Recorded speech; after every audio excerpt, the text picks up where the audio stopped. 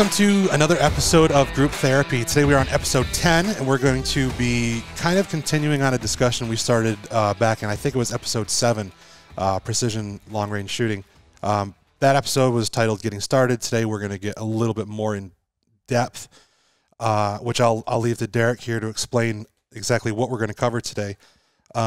So I guess we'll start with you, Derek. What are we going to cover today? There's a list that Connor has that we will go through, but the general purpose of this is to continue on some of the topics that we discussed on the first video and hopefully go into some more detail, some more depth onto some of the not so well-known sides of long-range shooting. We're going to go into detail on ballistics. We're going to go into detail on scope mounting, cartridge selection, and a whole bunch of other stuff. So whereas the first video was a more basic sort of intro sort of video, even though things did get a little complicated then, this one's going to be a bit more of a brain melter, and definitely if you are listening to this without seeing it, when you can, definitely want to watch, because there's going to be a lot of use of the whiteboard and some hand gestures, modeling, that sort of thing. Yeah, it's going to be a pretty visual heavy episode today. It is, which is, it happens. That's just how it is. So Connor's got the list here, so why don't you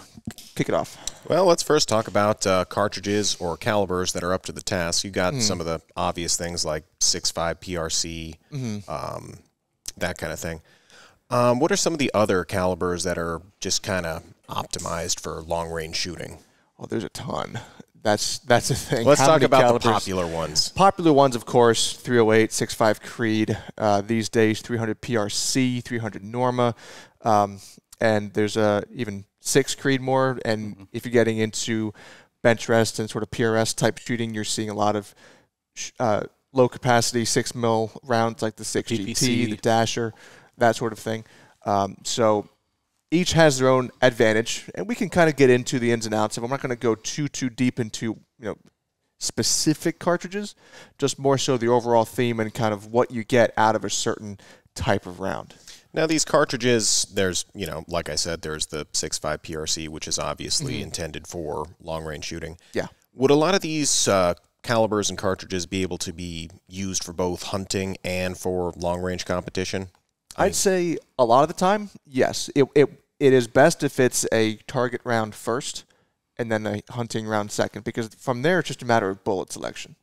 So the good thing about that PRC, the 6.5, is you can run a 147 grain match round and in the right hand shoot that thing to a mile. But you could also have it with the 143 grain ELD hunting bullet. And that'll be good for a lot of different game here in the U.S. and abroad. So anything from, I think someone's here used it on groundhogs, but that's just as well moose, elk maybe. It's definitely a very versatile round. But the 6.5 PRC is one of those where it's a high-performance round. It's not so much a longevity type round. So it's a very versatile round. It is across the board, good for almost everything. Almost everything. The one thing that the 6.5 PRC lacks is it's a pretty hot round, meaning there's a lot of gunpowder in that case. It's kind of like a 300 short mag in essence, with a different shoulder and 6.5 instead of 30 cal. But so when you have a cartridge like that, you got a ton of a powder capacity with a small bullet. You typically are going to build heat in that barrel pretty quick, and you're going to wear it out faster than a similar bullet with a less capacity, like a Creedmoor. So barrel life, it's a tough conversation because there's so many variables. But a 6.5 Creedmoor, because it's not as hot a round, is going to last maybe 1,000 or so rounds more than a PRC because it's not as hot. Less pressure. And when you're doing long range shooting just casually, see how long it takes you to burn 2,000 rounds. That could be over a decade for some people. If you do a lot of match shooting, you could burn out a barrel in one season. It really depends. That's something that you really should be considering, the performance of it and also the barrel life. There's no free lunch. You got to figure out kind of where things need to be. Okay. Now, one term that I've just come across in my research, transonic. There's obviously supersonic, subsonic, pretty self-explanatory. What is transonic? Transonic is pretty much the speed that the bullet's going, where some of the air that's moving around it is supersonic and some of it is subsonic. And that typically is seen between Mach 1.2 slowing down to Mach 0.8 or so, thereabout. And that is a tricky subject because we still haven't figured it out yet. Brian Litz is still working on it, but we have learned some things. Now, where the bullet goes transonic for me is a very confident way of explaining what's the maximum effective range of a cartridge. Like, how far is that round strong to? Now, a lot of rounds will be fine going through the transonic region, and you can shoot them past whatever distance that is. So if you take something like a 308, it might be supersonic to nearly 1,000 yards, but it's slowing down to Mach 1.2, closer to like 800 or so, maybe 850. So I would say, depending on load, of course, the 308 is a strong round to about 800 or 900 yards, but an okay round, a decent round for 1,000. So what's happening with the bullet, and I have a little picture here. Now, what's happening with this bullet is when it's going supersonic, you have shock waves that kind of form off the front of it, kind of like that bow shock. Now, that bullet is designed to be stable and accurate under that condition. As it slows down, you lose that shock wave, and a couple things happen. The center of pressure on the bullet changes. So where is this bullet feeling the force of that drag? It moves forward a bit on the bullet. And so it's like destabilizing a top as it's spinning on a table. So if I have my tea bottle here, I'll kind of show you what I'm on about. So normally you have a bullet that's spinning very nice, and that keeps it nice and stable. And when it goes into the transonic region, it can destabilize and start to wobble like a Donovan McNabb pass, right? And when that happens, that hurts. Hey, I had to live through it too. It's okay. We're past it. It's okay. Anyway, so when it's kind of spinning like this, it has a ton of drag to it because this is not efficient. Would that cause like a drop off in accuracy? Yeah, I mean you're wobbling like a wounded duck football pass, so it's not going to fly straight and true when under those conditions. When it goes back to subsonic, it very well could restabilize, but it's not going to resume the same flight path, though. No, it's a different animal then. Yeah, it's a different. Yeah, so pretty much when this bullet is wobbling like this while spinning, it's not going to be as accurate. So with that in mind, if you're just looking at the numbers, you're looking at it on paper, and you want a very safe way to determine the max effective range of that round, that's a good place to do it. But like I said, there's not too much that we know about what particular set of conditions will enhance your post-transonic performance. They know a little bit. Like, people are doing faster twists to keep that thing nice and stabilized at a high RPM, and they're saying shorter bullets will go through transonic a bit easier than a longer bullet, but a longer bullet's what you want for long-range shooting. So, I mean, it's kind of, we're figuring that out. But what about a heavier bullet versus a lighter bullet? That's a good one. That one you have to kind of experiment with. It's a can of worms. It's a total can of worms. But you know what? I use JBM. I use applied ballistics. I look at everything when I'm doing that. So a lighter bullet out of the gate will shoot flatter. And a heavier bullet typically will be able to maintain its supersonic distance a little bit further. But there's so many different options out there that I can't make that blanket statement with full confidence. It all comes down to purpose. Yes. So, a heavier bullet at hunting distances can penetrate deeper before expanding. But, I mean, then you get into bullet construction, and it's, oh, geez, like, what do you want to do? So people will often look at the wind as well, and they'll see, okay, a lighter bullet will spend less time in the wind, but it might be pushed more than a heavier bullet that can buck that wind better. So a lot of this, my suggestions are whatever cartridge that you're looking at, just do some messing around on JBM. Throw a 147 in there. Throw a 140 Burger in there and see how they perform. You can see when they slow down to transonic. You can test wind. You can test flatness. You can see all of that. How would that translate to hunting performance? I mean, once you're past the transonic range, wouldn't that be you're kind of risking a non-humane shot? Long-range hunting is a touchy subject. My personal take on that is you need to be able to deliver that round exactly where you need to. Yeah. With pretty much 100% repeatability. If you don't feel confident in the shot, you shouldn't take it. Yeah. So, if you're looking at, say, a deer, for example, if you're talking an area, and let's be generous, 6 to 8 inches across, you need to be able to hit that on the first shot every single time. That's just my personal take on it. But if we only look at the numbers and we look at it with the ethics of that aside, a bullet will be slowing down as it's flying down range, of course, and as such, it'll be losing its kinetic energy. A lot of these bullets are designed to do their performance, like penetrate and then expand, when they hit with a certain velocity. So I think the example I always use is, let's say that is 1,800 feet per second on a 6.5 Creedmoor. 6.5 Creed, you're starting off at about 2,800 feet per second, thereabouts. So maybe it slows down to 1,800 feet per second at 700 yards or so, maybe, whatever it is. So on paper, that's where I would determine the absolute max of that particular loadout. But like I said, long-range hunting, that's a bit touchy. Another number that a lot of people go off of is how many foot-pounds of energy.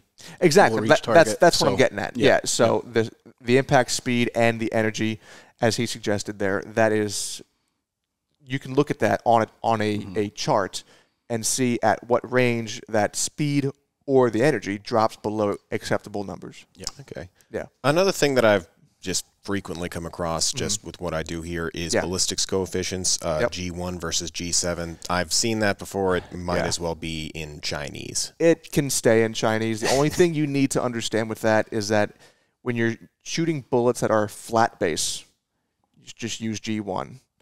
G7 is made for boat tail bullets, kind of like I've drawn here. I'm going to exaggerate that a little bit for you. So it has a taper on the back of it, like that.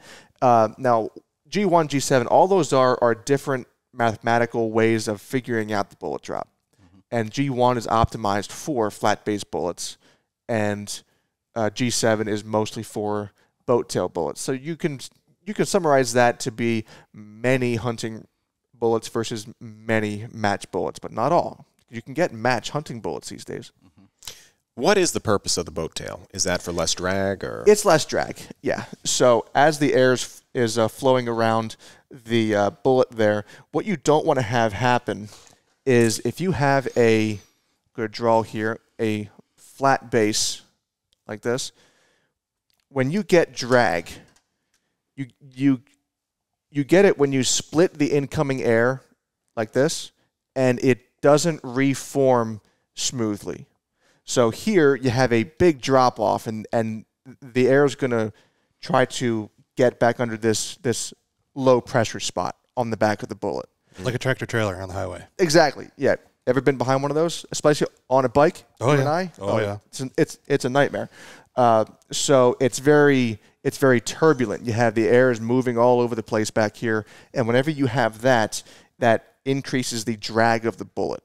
But it's cheaper to make a bullet like this. So in the instances where where you don't need the utmost in long range performance, you can have a flat base bullet and it's fine. Okay. Now, moving right along, barrel length.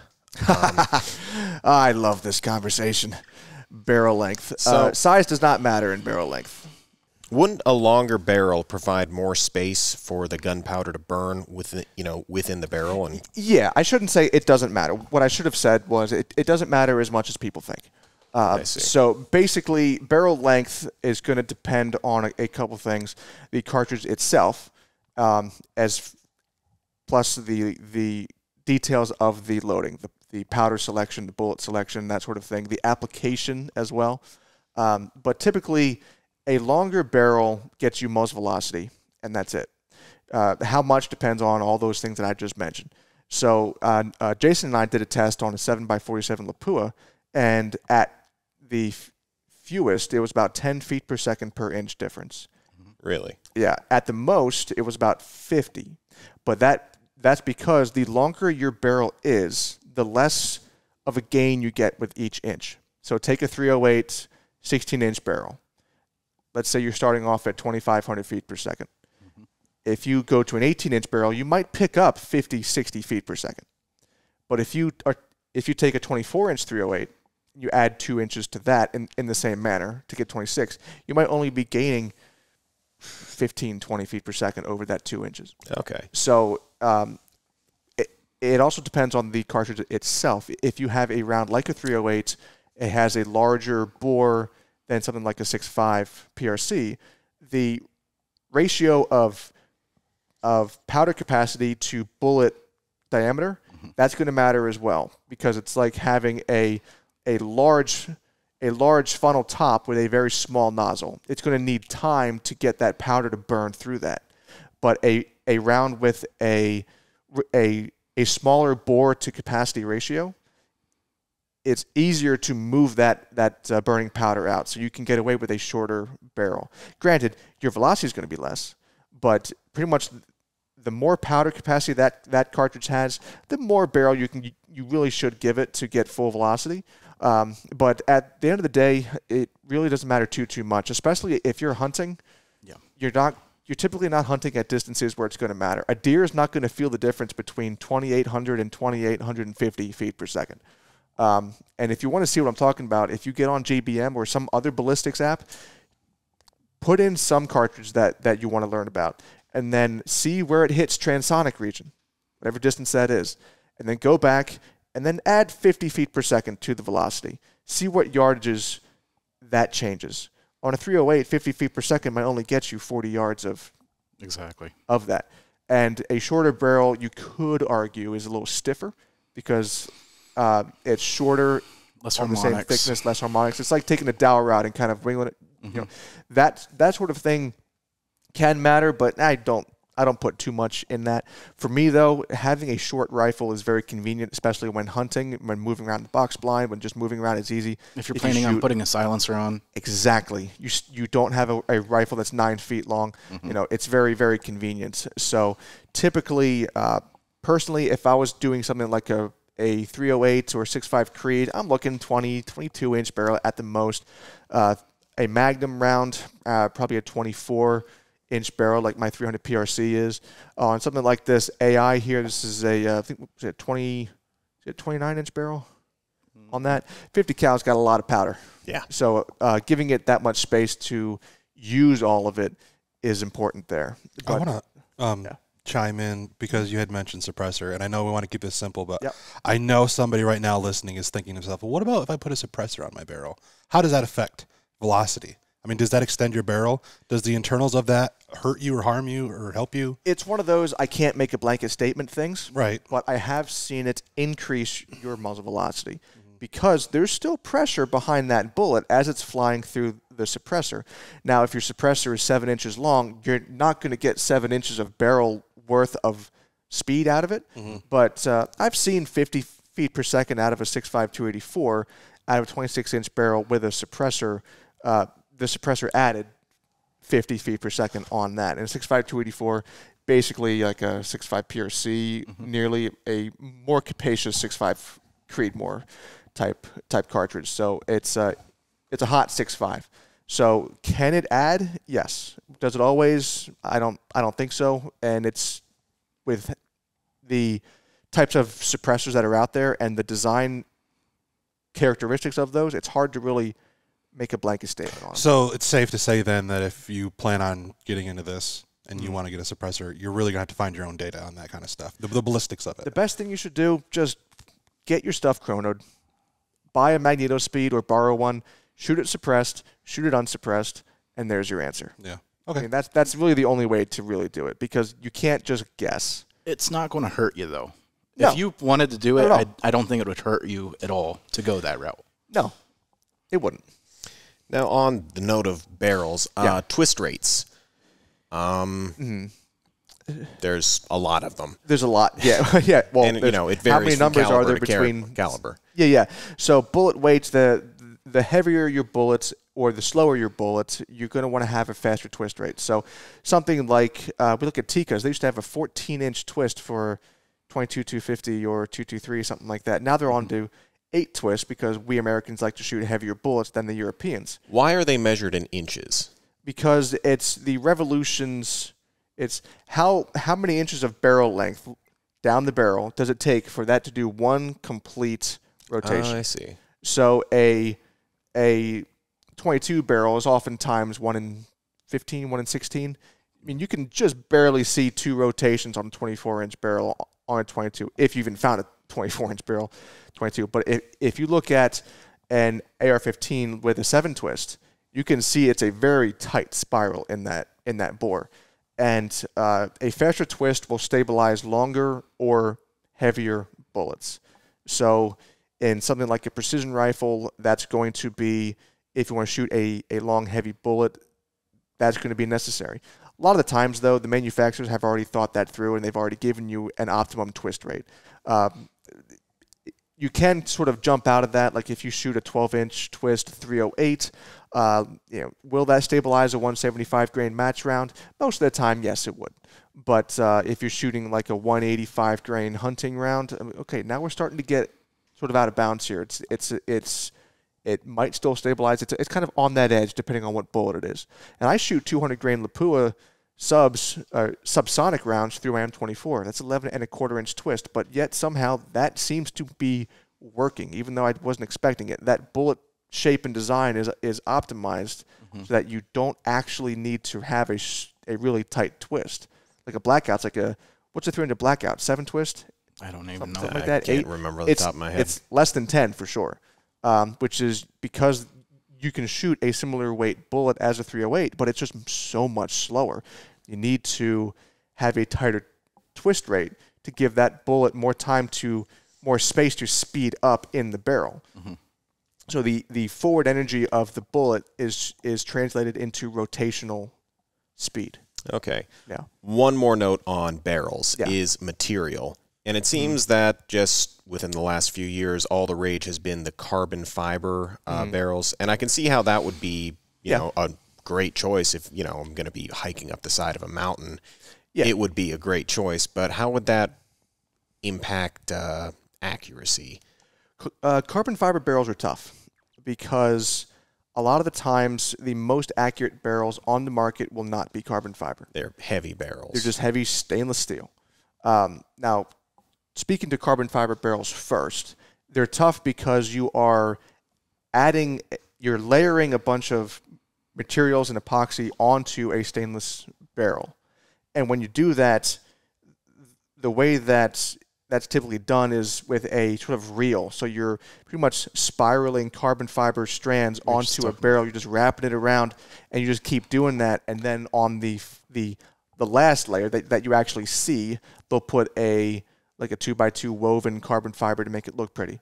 Other companies like Proof will have, I think they do a sort of forged carbon fiber exterior, but the thing is with that is it's hard to control where the stresses are on the barrel when you're doing a carbon fiber. Bergara has a really neat design out that we did a video on a few months ago. Yeah, they incorporate ceramics in their barrel, I believe. Yeah, it's a 5-layer carbon system that's designed to address that.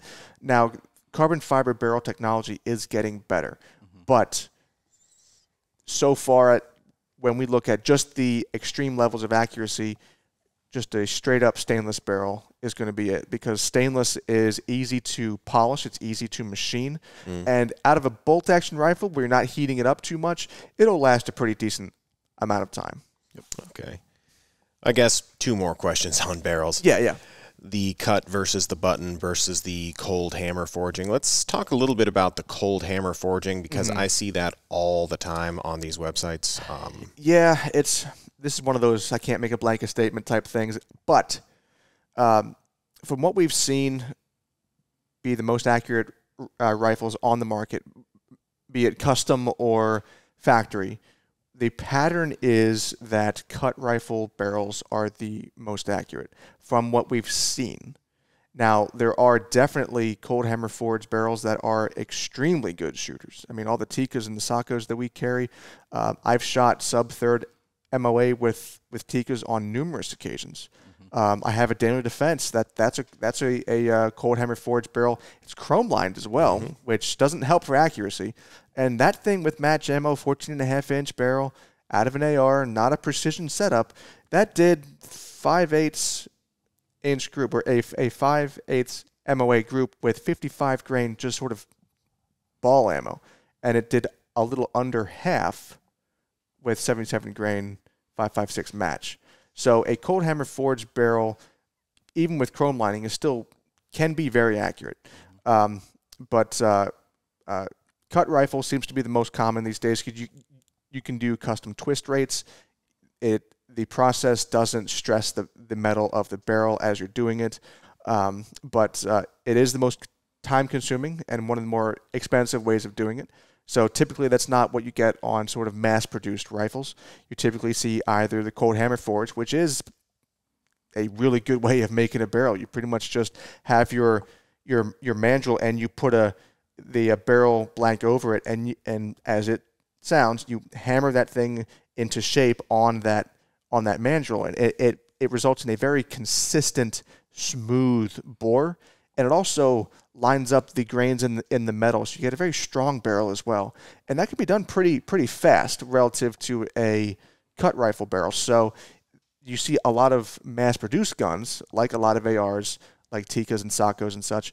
They use cold hammer forged barrels. So does Blaser. Now, button rifled, still a very mass-produced, friendly method of doing it. Why is it called button rifled? The button is the piece that is pushed or pulled through a smooth bore barrel, and in one pass that imparts the rifling into the barrel. Okay. Now, some critics of that will say that it stresses the barrel, and that's true. It does need de-stressed once that process is done, and if you want to do a different twist, you need a different button. So does it matter too much? In my opinion, no. Because I've owned a Lilja barrel that's a button. I currently own a Bart line that's cut. I own a DD that's hammer forged, and like I said, I've shot those Tikkas, and those are hammer forged. So for most people out there, you're not really going to see a practical difference. Now, if you're on the bleeding edge of it, like a lot of bench rest guys are mainly using cut, ditto for PRS. That's just because, Bartline and Krieger and such, they're just so into it right now. I think the current world record for bench rest for 1,000-yard 10-shot, less than 3 inches, like 2.5. 2.6, I think. It was close, yeah. Yeah, 10-shot group, 2.6 or so inches at 1,000 yards. That was with a Krieger barrel, which is a cut rifled. So typically we see what wins, and we try to. A lot of people will put the supremacy of that method over something else. I mean, it's just way too complicated, though. There's too many factors for us to definitively say which one is more accurate. But there are some parts of it that I just discussed that are worth considering. Okay. Moving aside from barrels, triggers. In one of our other episodes, you were telling me about how, single stage versus two-stage triggers. Yep. It's all of what you're most comfortable with.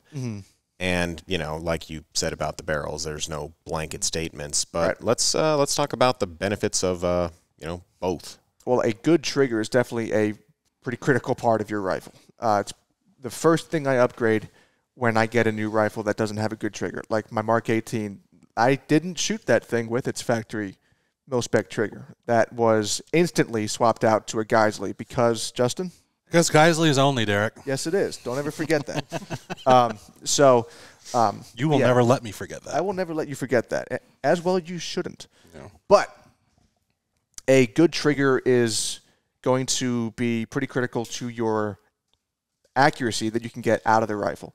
Now, when it comes to weights for a field gun, like a a tactical precision rifle, let's say, sniper rifle, dare I say, a lot of people want to be between about 2 and 3.5 pounds on something like that. Maybe a hair under 2. I know this is an AX50 ELR, but some of the other AIs will have their comp trigger, which will have out of the box, it's like in a pound and a half or so. Your bench rest guys are shooting triggers in the ounces. The couple ounces, where where a light breeze will set it off. Not really, but you know what I mean. So pretty much the more intense your conditions are, like if you're out shooting in a highly controlled environment that is bench rest, you can afford to have a very light trigger. But if you're doing more field work, typically see between 2 and 3.5 pounds or so.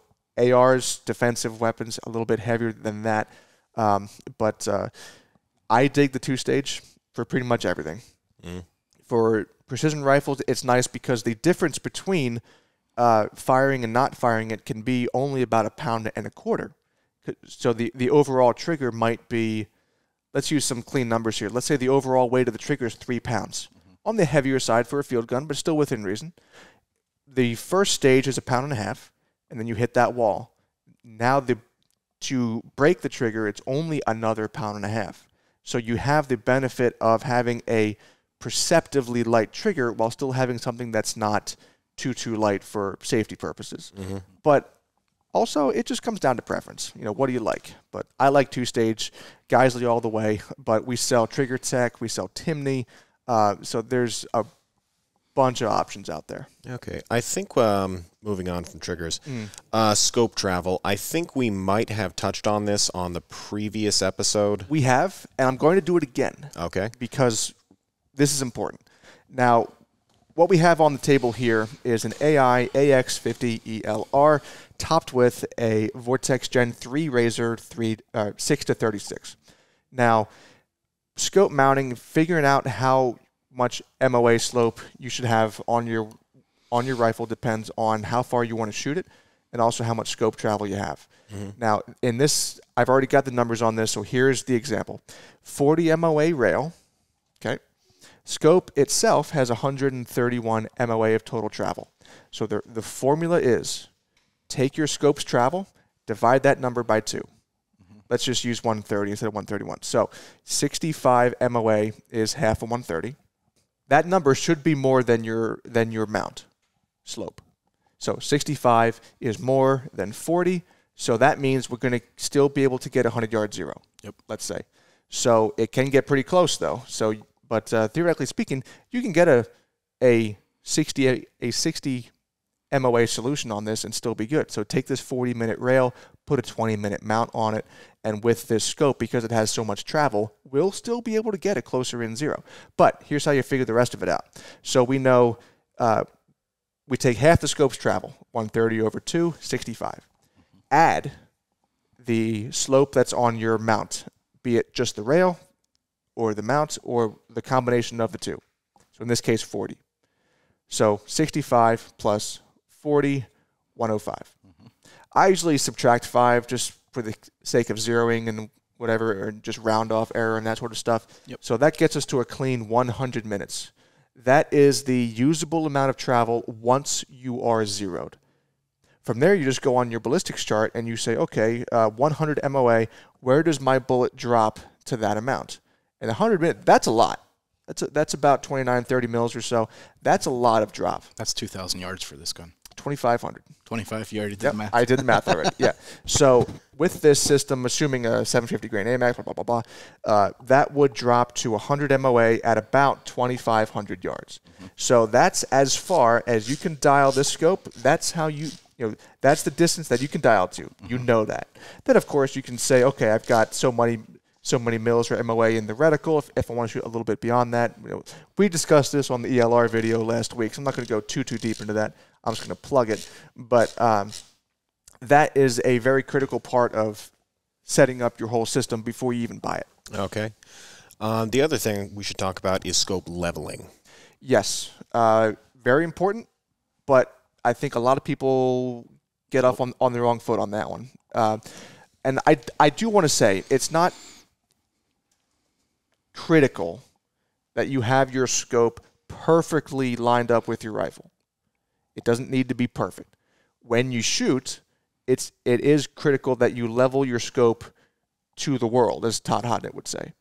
So it's okay if your scope is not perfectly perpendicular to your rifle. As long as when you shoot, it's level there, you're fine.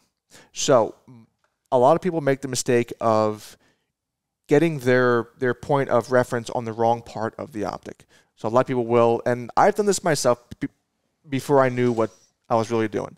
They would put a bubble level on the rail, they put a bubble level on the top of the turret, and then they would level it until they were both good, and then they would do it down. But this is not a good data point for level. It's not supposed to be. Some scopes... Remember, people that are listening aren't going to see exactly what you're talking about. You're talking about the turrets. The elevation turret. Yeah, they'll put a bubble level on the top of the elevation turret. Mm-hmm. That's not going to be the foolproof way of ascertaining what is level on the optic. Because that's the people who engineer the optic, they just didn't make it that way. It's supposed to be, it's supposed to be a nice, clean, even, flat surface, but they don't intend it to be used in that way. So the best thing to do that requires only a little bit of material is what I do is I will dangle a weight on a string, a plumb bob, and I'll dangle that across the room, down the hall, out in the backyard, wherever I can get a good focus on it. And the string needs to be visible. You can't use a piece of dental floss or a fishing line because you'll never see it. But a piece of 550 cord, some kind of thin rope, just hang that from something and then level the rifle. You can put a bubble level on the receiver. That's the best way to do it, I'd say. And then look through the optic. So you're looking through the optic. The rifle is level, as indicated by the bubble on the receiver. And then you rotate the scope until the vertical part of the crosshair is right on that string. Because that string is showing you exactly where gravity is. Mm-hmm. And then, just like you're tightening the lug nuts on a car, just go around in a star pattern, lightly tightening each screw, and then check it when it's done. Okay. And but no more than 18 inch-pounds. Typically, yeah, no more than 18. You don't need to maximize the torque on your scope mount because a lot of mounts can take more force than the scope can. So even though a spur says 25 inch-pounds, I don't go over 18 or less is what I do. 15 to 18, depending on what it is. So. On the subject of leveling and stabilization, tripods, for something like this thing is so heavy, I think I would prefer to shoot it off of a tripod. Well, tripod shooting can be a bit tricky because it's not as stable as prone. Assuming that the ground you're putting it on is level. Shooting tripods is where it's one of those things where you get what you pay for. I'm a huge fan of the Vortex Radian tripods. I've got one. The level head one I've found to be a little bit more stable because it's just how it's designed compared to the ball head. And now the ball head does give you more range of articulation, but in my opinion, from what I've noticed, the level head is a bit more sturdy, even though you can't pitch it up or down near as much. But shooting off a tripod is a bit tricky because you can't just put your weight into the gun and stabilize it. See, I've never shot off a tripod. Yeah. So what is the technique or the basics and fundamentals of shooting off a tripod? The first thing is find the balance point of the rifle. Mm-hmm. And a lot of people will put the balance point or the center of gravity either just in front, just behind, or right on it. It really depends on kind of what you want to do. For me, I like to have the center of gravity just behind the tripod. That way the rifle wants to sit back. The back of the rifle wants to go down. Mm-hmm. That way I can hold it up and I can stabilize it. I'm taking some of the weight on it. Yep. And then if the rifle has a sling, I might get the sling around my arm, hold on to the tripod. But it's all about practice. Each person, each rifle system, each tripod is going to be a different learning curve. You're not leaning into the rifle or anything like that, though. I mean, I personally am not too much, because you can't load it in the same way that you would a bipod.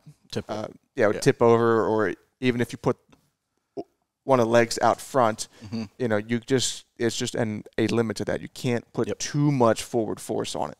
The Vortex Radian and a lot of the really right stuff ones, but you can't just get a discounted tripod and expect it to be nice to shoot off of, because just even doing the slightly thinner tripods, like from Vortex, you can, for a hunting scenario, they're fine. Like if you're sheep hunting or something, you want a lightweight system, and you can give up a little bit of accuracy to have that. But going from that to the Radian is an instant improvement. And then if you go from something like that to the really right stuff, I mean, Jason was saying that his wobble while he was looking through it was only about the size of a golf ball at 1,000 yards. And like that's stable. That's insane. And then you got to really have a nice trigger break and follow through. It's harder to shoot. You have to be mindful of everything you're doing with the tripod, but it is very fun. Okay. How is spotting your shots off a tripod? I mean, possible or off of with the rifle? Yeah. I mean, with the recoil, not too bad. It is possible, but the rifle does move a bit more on a tripod than it does on the ground off a bipod, because your body is going to sway when that rifle recoils versus just locking it in when you're on the ground. So a good break, a heavier rifle, a light recoiling round, you'll still be able to see your impact at pretty close distances and out. So it's just harder. Okay. Spotting scopes, angled, straight, power. What would be a good choice for long-range shooting? I'm guessing something with a little more power. It depends. If you're shooting steel, for example, you don't need a ton of power. What you do need is good glass, and because you'll be on that spotter all afternoon or all day, let's say, having good glass is going to be less fatigue on your eye. It's going to be able to let you see more resolution on that target to see where on the steel that round hit, or even worse, if you're shooting into dirt or grass at those far distances, it's just that bullet's only going to leave a very slight disruption in the soil that you will have to detect. So you can't do that with a lower quality spotter scope. And now it's a matter of glass quality over magnification. I'd go with glass quality. But typically for target shooting, we see angled spotters. So you can run a shorter tripod, and it's more comfortable to look down a little bit like this versus having to crane your neck. Yeah, and the difference in height is maybe a foot on your tripod, and that can definitely matter for stability and also just which ones will fit for you. I do like to see spotters for shooting. I do like to see ones with reticles. So that is a couple of the Athlon ones, a couple of the Vortex ones. They have ranging fixed power eyepieces. And even at 22 power, which I think the Vortex ones are locked in at, it's a fixed eyepiece at 22. That's still plenty good to spot steel at 1,000 yards, let's say. Yeah. But being able to see where that round is hitting relative to where it needs to be, and communicating with your shooter, you can say, okay, I saw that miss. You were 2 mils left on the wind. Your elevation was spot on. You can quantify that impact in the language that your shooter needs to hear to adjust the shot. So seeing the impact without a reticle, what I often do is I'll speak a language with a reference that they can see. So like I'll say, okay, you missed 1 steel width off the left edge. So they'll go, okay, that steel width is about 1 mil, so mil off the left edge, and then split that difference 1.5 mils to get it centered up on the steel. Okay. So that's one method. It's a little bit slower, and I think it requires more work on the shooter to hear and process and figure out exactly what you said there. But it is one way to do it. But it's still better than saying like you missed 2 feet left. I hate and that stuff like that. Like we're at 647 3/4 yards. A foot? What's that in? No, I'm not going to do that. It doesn't work. It's so hard. Either give me a reference that I can just use right away, like mils or MOA, or an object and target. An object that we can both agree on, like the target. But the reticles themselves, That's a tough one because you see a lot of ones that are very, very basic and ones that are very complicated and ones right in the middle. Mm-hmm. Personal favorites, kind of at the top of the food chain, really, is the STR from Swarovski. Mainly because, I mean, they have really good glass. We all know this. Mm-hmm. But you can turn the reticle not only off and on, but you can change the brightness on it. So typically, when I get a chance to use one of those, the brightness for me is like way down, like just barely visible. That way I'm not obstructing my target area with the reticle, which is that's the whole point of figuring out what reticle to go with. Do I go with one that's really complicated, that has all these nice reference lines, but it's harder to see the target area? You know, if you're looking through a Tremor reticle or a Horus reticle on a spotter scope at a target, there's so much going on there, you might miss the little bit of dirt that's kicked up from the miss. So being able to turn that down for me is a really nice feature. Okay. Now, with all, everything that we've talked about, how would the equipment that, a competition shooter or a long-range hunter would use, how would that compare to what the military uses? I need to first say I was not in the military, first of all, but as part of the job, we do get to see a lot about what they use and what they need out of it and all that. So I have learned a lot from those who have been in. I've met a few snipers and SOCOM guys, and we talk from time to time about kind of what they do and what they value. But typically, the military guys will value the ruggedness and the reliability and simplicity. They don't need a rifle that is a quarter-minute gun. Mm-hmm. We've seen plenty of good snipers use guns that are not as accurate as what we would like to see as consumers, making shots at some pretty crazy distances. But they want something that's very, very strong, and they'd be willing to give up a little bit of accuracy to get there. Versus your bench rest shooter, for example, it's all about accuracy. They will take every other side effect to get accuracy, precision, whatever Jason wants to, bellyache to me about. But what was the one? Hunters? Yeah, how it can, like what we as civilians would use. Mm-hmm. So competition shooters and hunters. How would the hunting side of things compare to what people in the military use? Well, they definitely have a little bit of overlap in the sense of mobility. Mobility, ruggedness, reliability. Exactly. Easy to use. Yep. And accuracy takes a back seat to those things. But the accuracy is still within reason. It's still within specification, because part of what makes AI so good is because they combine sort of bench rest level accuracy with absolute dependability. This bolt's locked. So with something like this, it's engineered so that you get the best of all worlds. It's a big, heavy gun. It's a 50 cal, this one, but it's a really tricky thing to do. But typically a hunter will value mobility and that sort of thing, lightness, a short rifle if you can, and they don't really need to value long-range performance in most cases. But even if you do, there are rifles out there that'll have barrels like that Bergara or the Christensen's that are carbon fiber wrapped, so you get the accuracy of a full-weight precision rifle out of a lighter gun. And then there's stocks that give you the ergonomics of a full-on precision rifle that are also lightweight. The trade-off for that is it's often more expensive. You're making a stock out of carbon fiber, magnesium, versus just fiberglass. So there's a cost to it. A few more things. Bolt action versus semi-automatic. I'm just going to go out on a limb here and say that bolt action would be slightly more accurate at the cost of, slower fire rate. Yeah, and slower fire rate when it comes to precision. You should see some of these guys in PRS and the military work a bolt gun. It's impressive. Now, the thing is, with precision, there gets to a point where you shoot and you can actually work that bolt and get back on target right as that bullet hits, and then you've got a fresh round in the chamber and you can make the follow-up shot. So when it comes to precision, a bolt-action rifle is going to be a cheaper way into it.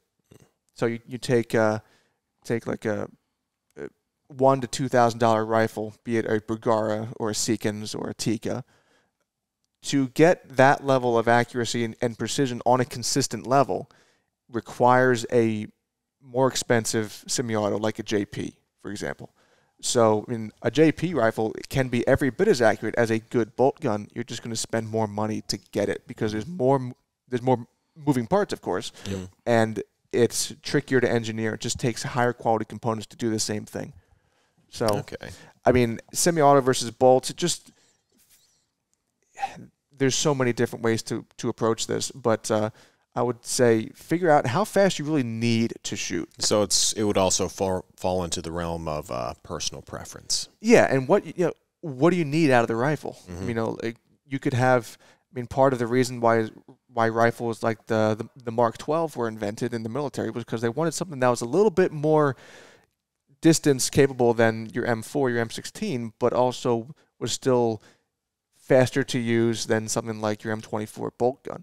So seeing that sort of harmony of precision and rate of fire, in the case of the Mark 12, you need to be able to use that rifle inside a house as well as shooting Taliban at 700 yards. So that duality is often what necessitates a semi-auto. But it really depends on your goals, really. And just like I've said at the beginning of all this weeks ago, be honest with yourself. And what are you really expecting to do with the rifle? Don't sell yourself short. Don't get too arrogant with what you think you can do. Just be honest with yourself and where you expect to be with skill level, and also just where you expect to use the rifle. Okay. One final thing, spotting trace. Let's just, I guess, start with what is it? Yeah, let me clear my whiteboard here. So trace is very important because it is one way to watch that bullet hit your target. So if we have my whiteboard here, I've got the targets, a nice black square.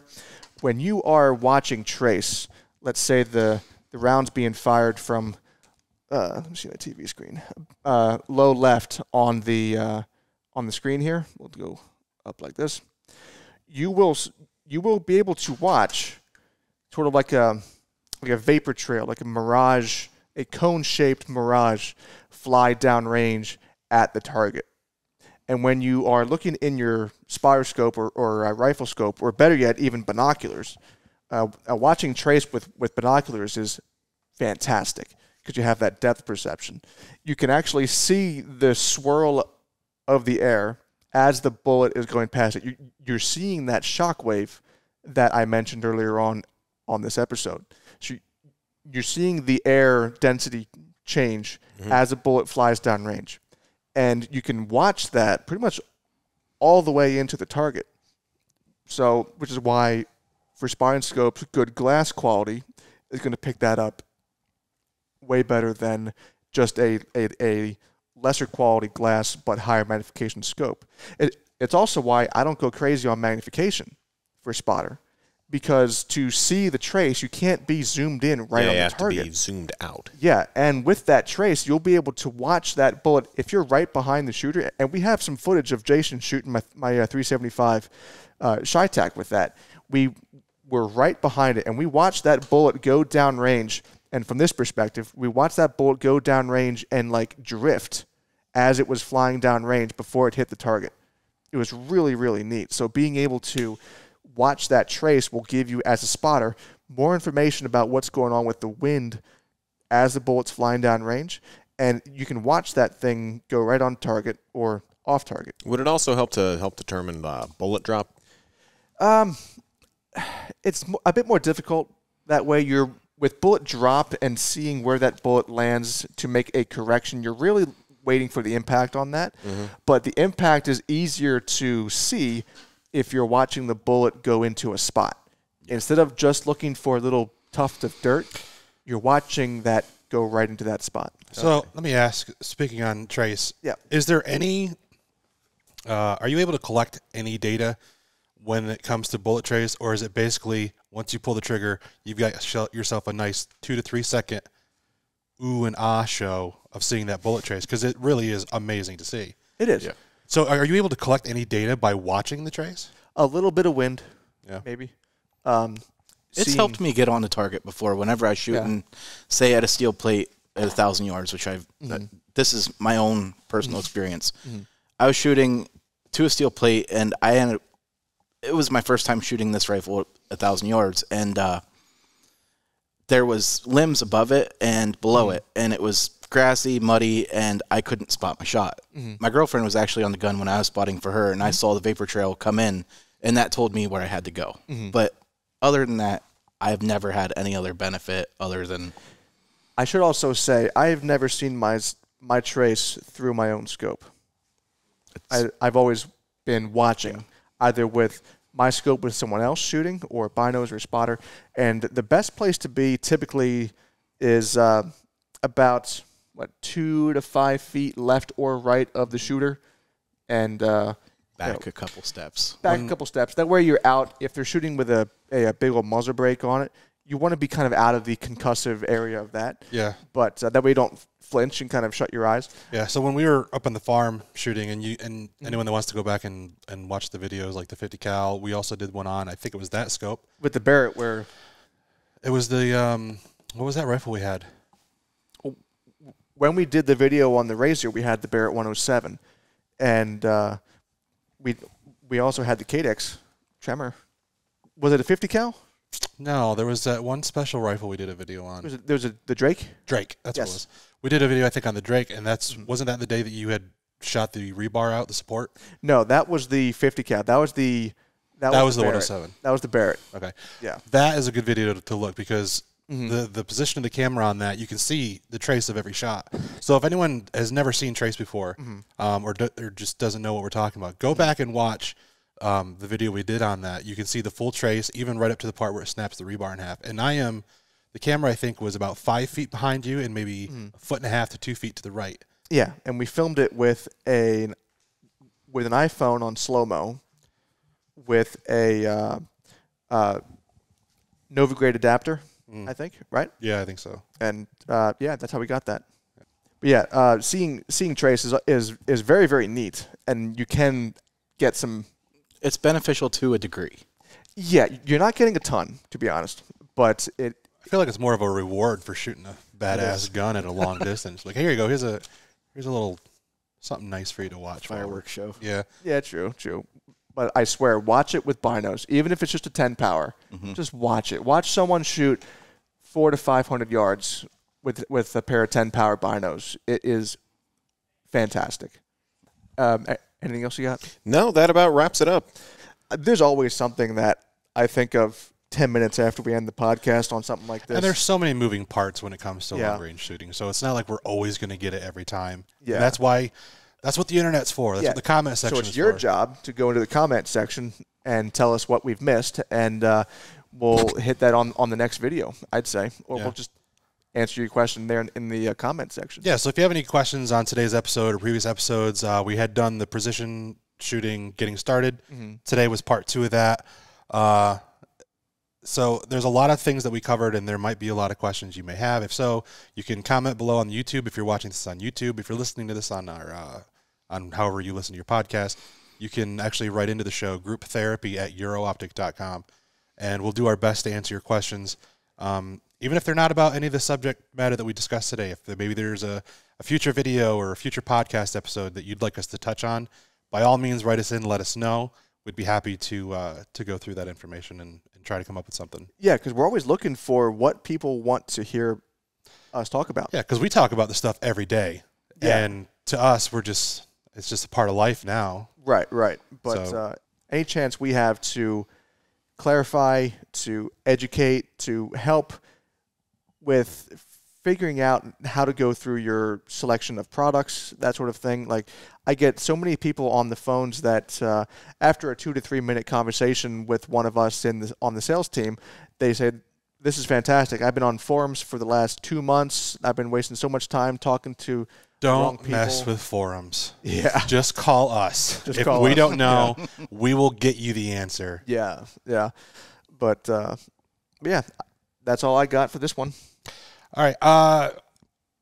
Just to throw this in before we wrap up today, I wanted to let everyone know that we have an archery shop now. We do. So what has been EuroOptic, your long range and outdoor hunting gear, mostly rifle optics. A lot of us are bow hunters. We like shooting bow at least. So it just seems like one of those things that, after a while we kind of figured that's the direction we're going. Well, now we're here.